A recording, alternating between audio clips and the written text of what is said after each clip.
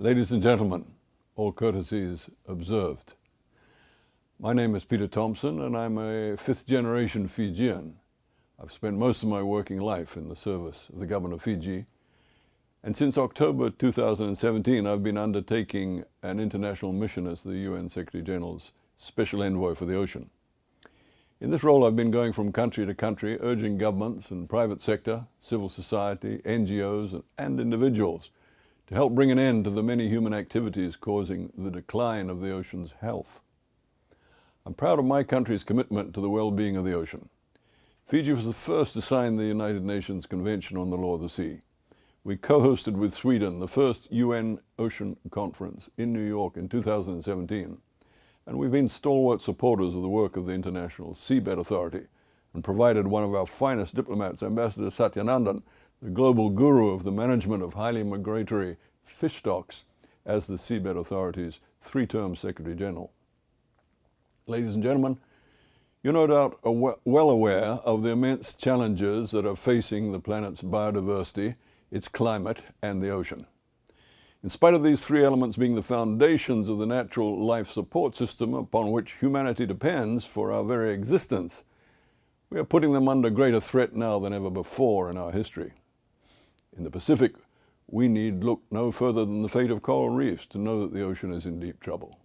Rising ocean temperatures, ocean acidification, harmful fisheries practices, and the pollution of coastal and marine ecosystems are taking a terrible toll upon the coral reefs, those rich bunkers of biodiversity, those great natural structures upon which so much in the tropical world depends for our security, our cultures, and our economies. Ladies and gentlemen, you're also aware that in order to provide our children and those who come after them with a secure future on planet Earth, we have agreed upon a global plan to meet the people and planet's environmental challenges head-on.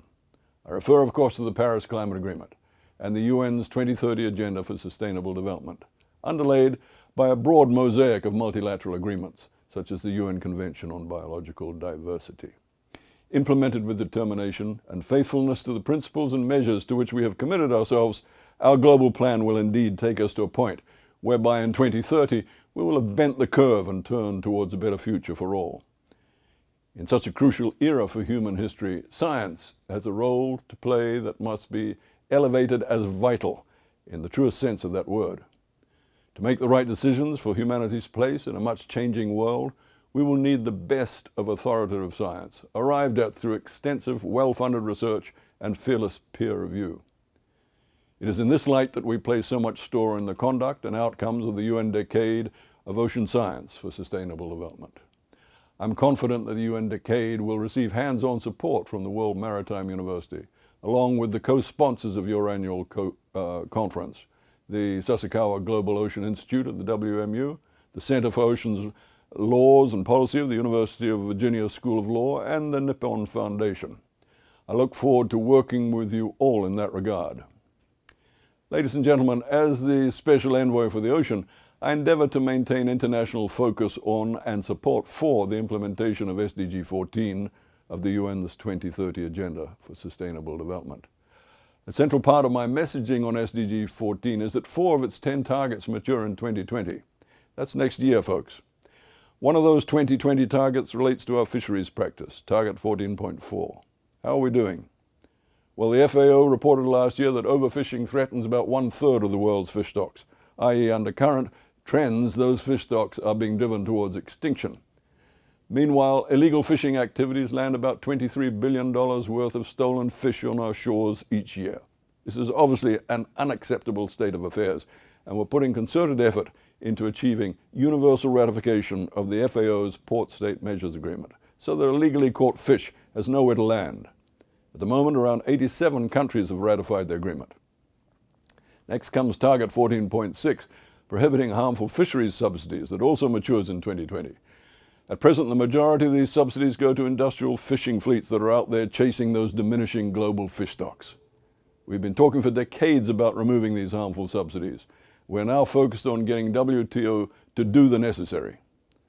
Target 14.5 calls for 10% of the ocean to be covered by marine protected areas by 2020. We're reasonably confident of hitting that target, but it's clear that much greater resource will be required to improve the integrity of the declared areas. Target 14.2 also matures in 2020. It calls for sustainable management and protection for marine and coastal ecosystems to avoid significant adverse impacts. Here too, there is still much to do to combat our anthropogenic marine pollution, which comes from our industries, agriculture, untreated sewerage, and climate change. Exchanging information, transferring technologies, and providing the necessary finance for eco-based approaches are ongoing tasks for us all if we want our marine ecosystems to be protected against further damage. The 2030 Agenda demands that we leave no one behind in our sustainable development progress. This principle applies to nations as well as people, leading us to the logical conclusion that care is required to ensure that developing countries are brought into the activities and outcomes of the UN Decade of Ocean Science and the implementation of SDG 14. The ocean's resources are the common heritage of mankind. Thus, developing countries must play their full part. And here I think in particular of the small island developing states, which though they might be limited in terrestrial resources, have huge marine responsibilities as a result of the size of their exclusive economic zones.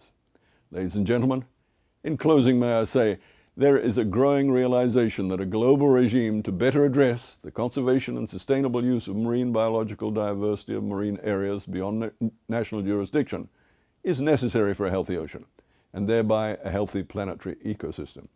In this regard, commendable progress is being made at the UN on the development of an internationally legally binding instrument under UNCLOS through the ongoing deliberations of the so-called BB&J conference. Much hangs on a successful conference outcome next year.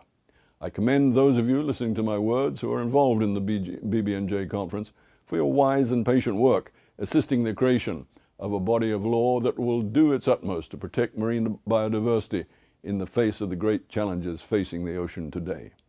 I thank you for your attention, and I wish you well for the remainder of your august gathering in Malmö.